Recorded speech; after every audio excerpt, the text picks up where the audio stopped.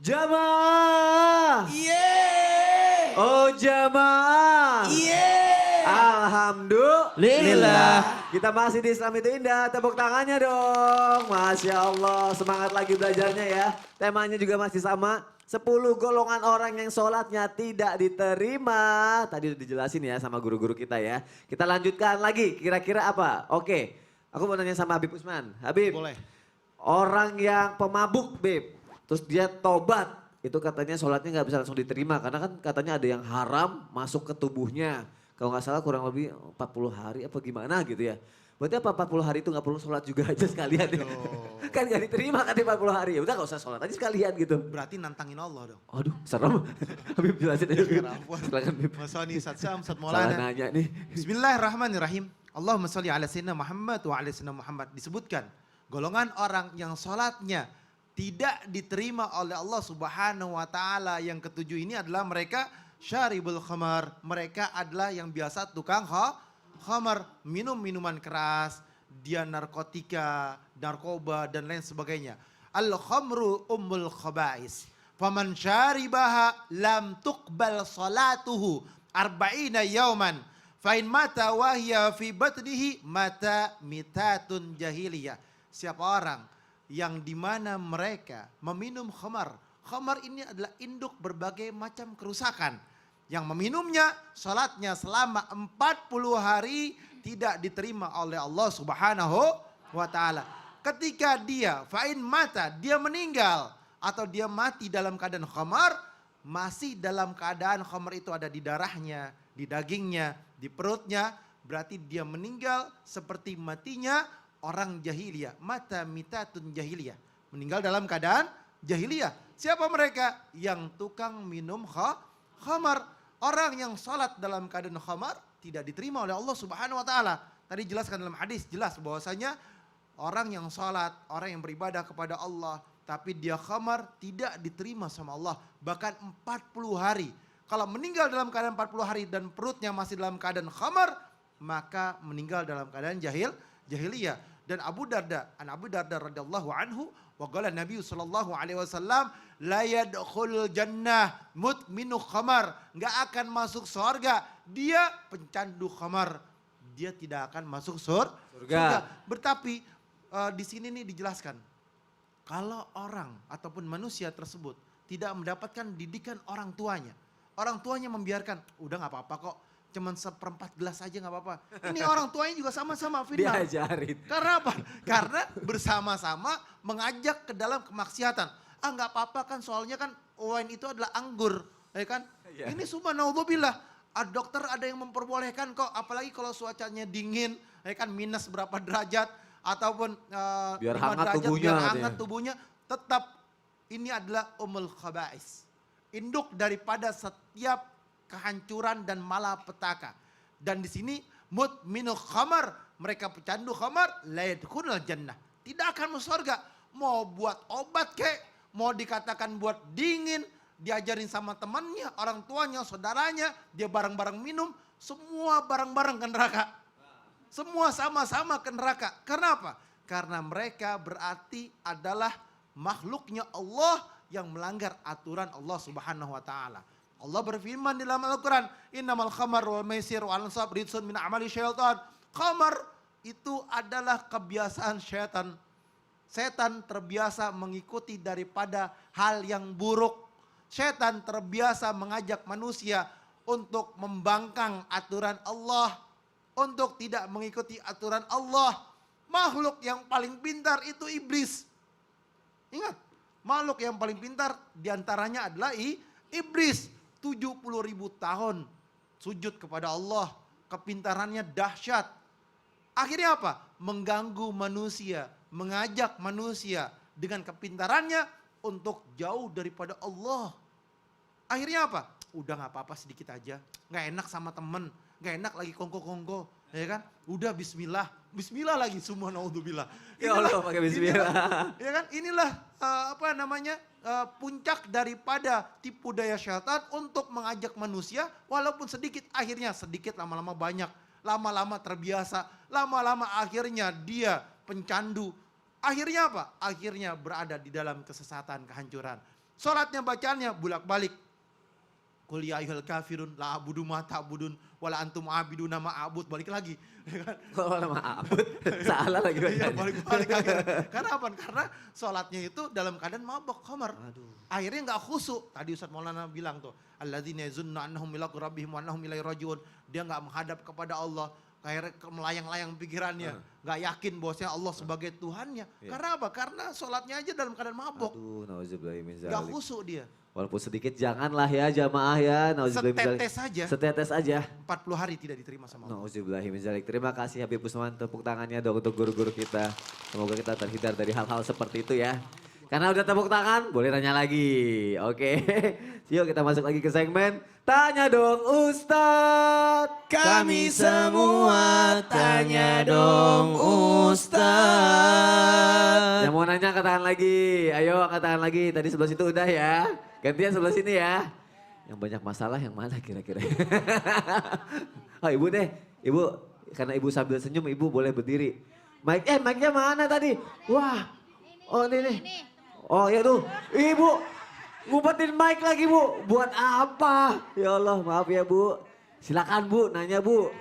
Namanya siapa? Ya, Assalamualaikum warahmatullahi wabarakatuh. Waalaikumsalam warahmatullahi wabarakatuh. Kok jadi Perkenalkan kayak nama puisi? saya Ibu Ipah Syarifah dari Majelis Taklim Al-Hidayah, Kecamatan Ciledug, Kabupaten Cirebon. Tepuk tangannya dong, Masya Allah Ibu Ipah. Ya, yang saya mau tanyakan kepada Pak Ustadz Maulana. Wow, Ustaz.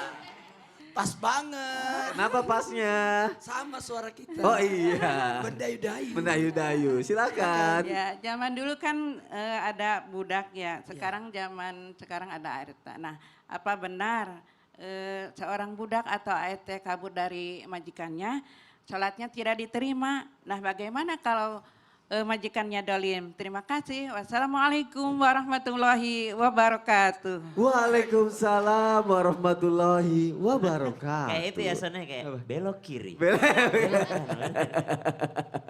Terima kasih Ibu. Silakan Ustadz Maulana. Iya, baiklah. Izin Habib dan Ustaz Sams. Satu hal buat kita. Ada golongan orang yang tidak diterima salatnya. Siapa itu? Yang kedelapan adalah budak yang kabur dari majikannya.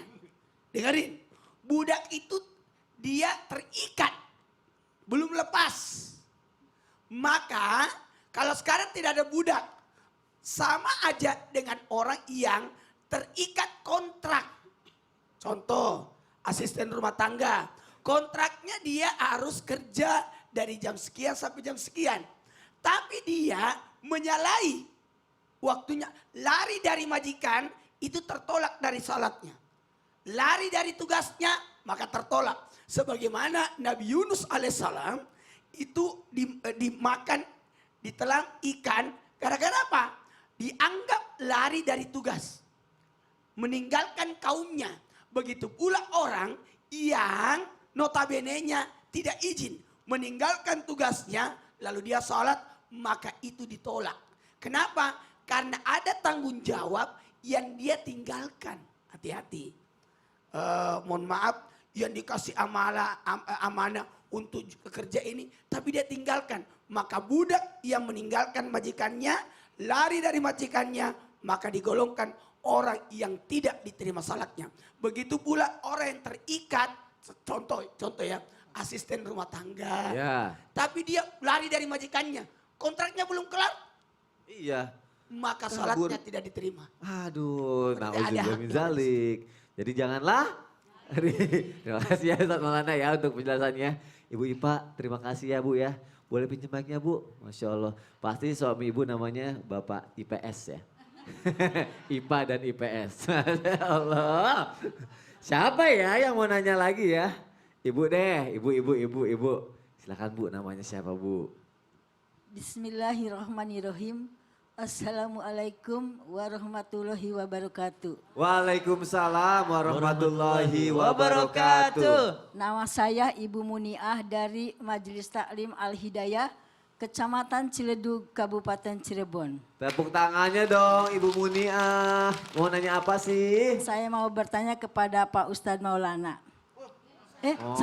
Ustadz. Kasihan Ustadz Maulana mau istirahat dulu. Oh iya udah boleh sama Ustadz Sam aja. Sama siapa? Ustadz siapa? Jadi Ustadz siapa aja ya? Ustadz sama Pak Habib? Enggak, sama Pak Ustadz Sam Oh aja. ya udah Ustadz siap. Ya, Kalau gitu. siap. Aku cuma cadangan. Enggak apa-apa Oh, Pak sudah Ustadz. Terima kasih. Sama-sama. Udah Bu Yang bertanya. akan saya tanyakan, Oh belum. ada sekelompok orang sholat, Iya. maunya dipimpinnya sama kelompok dianya aja. Dan ketika dipimpin sama kelompok dianya, dia merasa paling baik dan merasa paling pintar. Dan maunya diimami sama sekelompoknya aja. Terima kasih Pak Ustadz. Silahkan mudah-mudahan dijawab dengan jelas, saya bisa menjawab. Bisa apa namanya, saya bisa Bisa menyimaknya, terjawab. bisa terjawab. Terima Ya. kasih Ibu Terima sudah kasih. bertanya. Wassalamualaikum warahmatullahi wabarakatuh. Waalaikumsalam warahmatullahi wabarakatuh. Silakan Ustadz Syam. Baik, bismillahirrahmanirrahim. Guru-guruku yang dimuliakan Allah Subhanahu wa taala. Kita buka Al-Qur'an surah Ali Imran ayat 20. A'udzu billahi minasy syaithanir rajim. Fa in hajjuka faqul aslamtu wajhiya lillahi wa man ittaba'ani. وقل للذين أوتوا الكتاب والأميين أأسلمتم فإن أسلموا فقد اهتدوا وإن تولوا فإنما عليك البلاغ والله بصير بالعباد.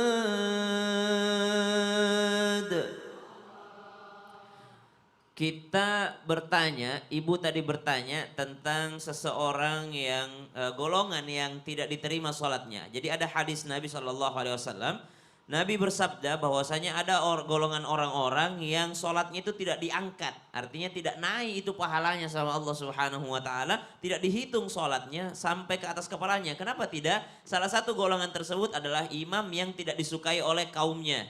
Jadi seorang imam tidak disukai sama makmumnya. Itu hitungannya kalau dalam ilmu fikih dia makruh.